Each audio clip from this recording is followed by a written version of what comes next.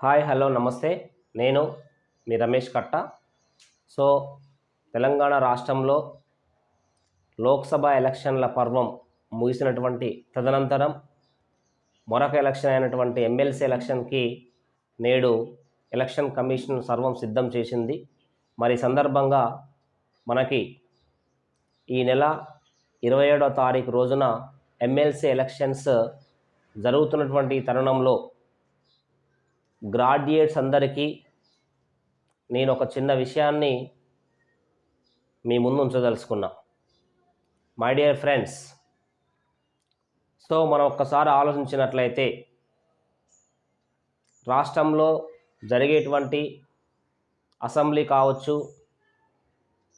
Parliament సంబంధించిన elections కావచ్చు, ఇతర గ్రామ పంచాయతీ ఎలక్షన్స్ కావచ్చు, ఈ ఎలక్షన్స్లో పాల్గొన్నప్పుడు అనేక రకాల పరిస్థితుల దృష్ట్యా సో ఓటింగ్ పరిస్థితి అనేటువంటిది రకరకాలుగా ఉంటుందన్న విషయం మీ అందరికీ తెలుసు.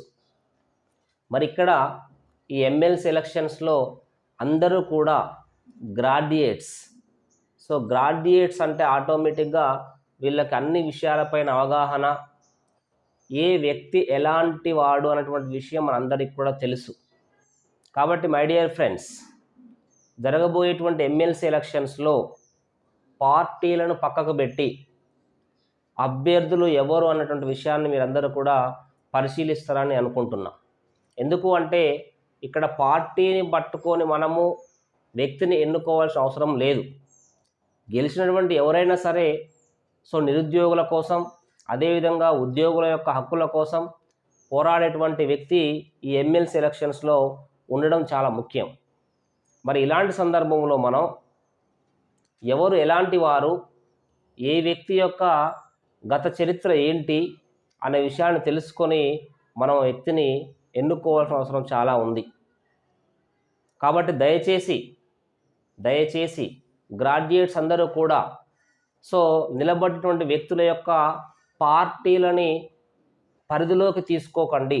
అంటే వాళ్ళు నిలబడ్డటువంటి పార్టీలని బేస్ చేసుకొని మనం ఓటు వేయడం అనేటువంటిది కరెక్ట్ కాదు అన్నటువంటిది ఇక్కడ నేను మీతోటి చెప్పదలుచుకున్నా.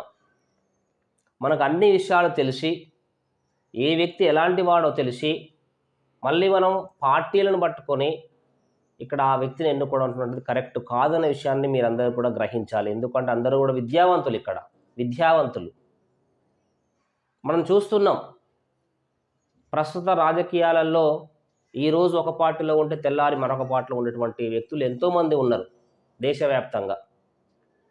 మరి మనకు అంతో ఇంతో అవగాహన ఉంది. కాబట్టి గ్రాడ్యుయేట్స్ అందరూ కూడా ఈ నెల 27వ తారీఖున జరిగేటువంటి ఉమ్మడి నల్గొండ, ఖమ్మం మరియు వరంగల్కు సంబంధించి ఈ ఎమ్మెల్సీ ఎలక్షన్స్లో సో పార్టీలను పక్కకు పెట్టి సరైనటువంటి వ్యక్తిని ఎన్నుకోవడం అనేటువంటిది మనందరి యొక్క లక్ష్యంగా ఇక్కడ మనం పరిశీలించవచ్చు.